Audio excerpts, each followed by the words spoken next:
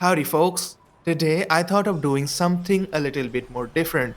Instead of a mod list video, today I have a wishlist video about what game mechanics and features I want to see return in the next Fallout, presumably titled Fallout 5 from all the other Fallout games. Fallout 4 tried to oversimplify a lot of things and it made a lot of people unhappy, including me. So I hope Bethesda sees this video and at least consider bringing back some of the features. Also keep in mind this video exists because of my amazing viewers who commented what they wanna see next. Thanks to all of them. Firstly, what I think should return is the darker, more grittier aesthetic of the older games. Now, before you call me an edgy 13-year-old, just listen to me. Fallout is a series that has a lot of dark stuff in it, so for that, darker aesthetic is good. But Fallout is also a series that likes to do dark humor, and even for that, dark aesthetic is good.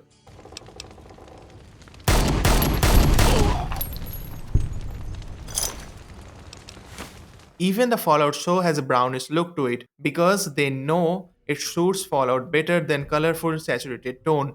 That kind of thing is good for maybe Elder Scrolls but not Fallout. So this is the number one thing I wanna see return. The emphasis on meaningful consequences in Quest was one of the standard features of Fallout New Vegas. When actions have consequences, it makes the world feel more alive and reactive. Consequences create a sense of agency and give players ownership of their storyline. This also encourages replaying, as different choices leads to alternate outcomes. The complexity of choices in New Vegas made every playthrough feel unique, as even minor choices have major effects later on. However, I get why they did not go with this path in Fallout 4. But to answer that, we have to question why Fallout New Vegas' choice system worked.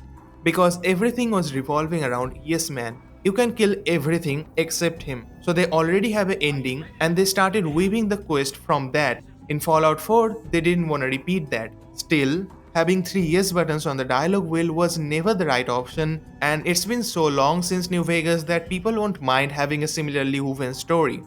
Fallout 4's weapon designs often felt a bit off for several reasons, especially when compared to Fallout 1, 2, and New Vegas, and even 3. Bethesda mostly went for the homemade and retro aesthetic for Fallout 4, emphasizing the makeshift cobbled together weapons. While this worked to showcase the scavenged post-apocalyptic setting, it often made weapons look bulky and cluttered. In New Vegas, even improvised weapons retain a slickness that made them feel dangerous and purposeful. Then you have the whole customization option. Bethesda introduced an extensive weapon modification system in Fallout 4, which meant that each weapon needed compatibility with multiple attachments and upgrades. This led to more generic designs that prioritize modularity over style or realism. Fallout 4 also took a more polished and clean approach to graphics overall, which contrasted with the rough, worn look of the weapons in New Vegas and 2D Fallout games. This more sanitized look made the guns feel less authentic, as if they were made for a post-apocalyptic theme park rather than scavenged from a truly devastated world. I guess all this can be summed up as a misdirection in artistic vision, but seeing the older guns in the show makes me hopeful that they will have better designs in the next game. The Fallout games has been steadily increasing the size of their open worlds, making alternative transport a useful option. With a vehicle or mount, we could experience the world in a more immersive way. I know Bethesda engine is extremely finicky, but modders have proved that vehicles can work in the wasteland, and even Bethesda added a car in Starfield, so it is definitely possible now. But if they really don't want to add cars, what they can do is add some kind of mount. Maybe some character who will give you some device to tame animals. I hope they do it in the next one. In Fallout 3, New Vegas, and earlier Fallout games, we could invest points in individual skills like guns, speech, and science, allowing for detailed customization and role playing. Each skill point invested felt meaningful, shaping how characters performed in the world. By returning to this system, Fallout 5 could offer players more precise control over their characters' strengths and weaknesses, allowing for unique builds tailored to specific play. In classic Fallout games, the skill system opened up more role playing opportunities through skill checks in conversations, hacking, lockpicking, and crafting.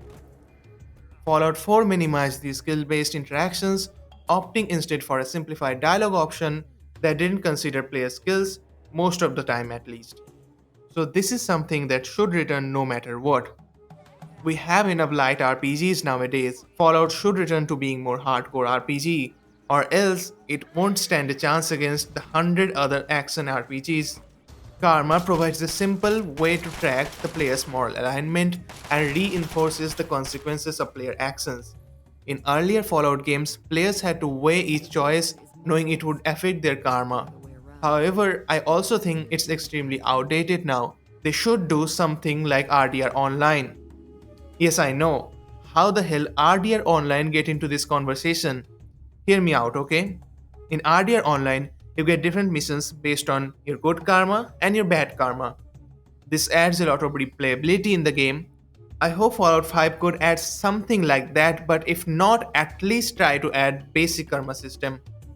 The classic dialogue menu allows for more complex and varied responses instead of being limited to 4 short options as in Fallout 4. In previous Fallout games, conversations could include skill based dialogue options, morally complex choices, and humorous and sarcastic responses. In Fallout 4, however, it's just yes, yes, yes, and sarcastic. A silent protagonist lets players project their own interpretation onto their character without being limited to a specific voice or tone. In Fallout 3, New Vegas, and other classic RPGs, players could imagine their character's voice, personality, and inflections, which made role playing more personal and open ended. Voiced protagonists require a limited number of dialogue options due to the cost and logistics of recording multiple lines for every scenario. By returning to the silent protagonist, Fallout could provide more specific, meaningful responses without worrying about voice acting constraints. Then there's also the thing with modding. Making any quest mod for Fallout 4 is a clunky process.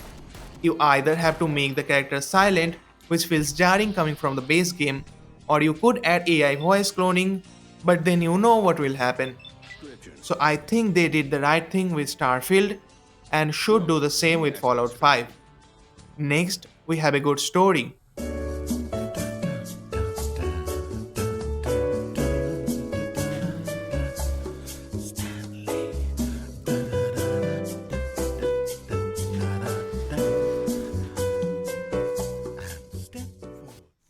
And lastly, a personal gripe of mine, in Fallout 3, New Vegas, and other older Bethesda games, you can wait anytime. But for some godforsaken reason, they decided to make you sit first and then wait in Fallout 4. So, anytime you wanna wait, you have to look for a chair. I don't know why this was done, but I hope they do not repeat this. And that's really it. I'm sure we could find even more things if we look hard enough, but I'm content with this. Some honorable mentions are adding ammo types, the older crit system, although I like the Fallout 4 crit system too. Thanks to all who commented. Oh, and I almost forgot. Bring back the nut shot, goddammit.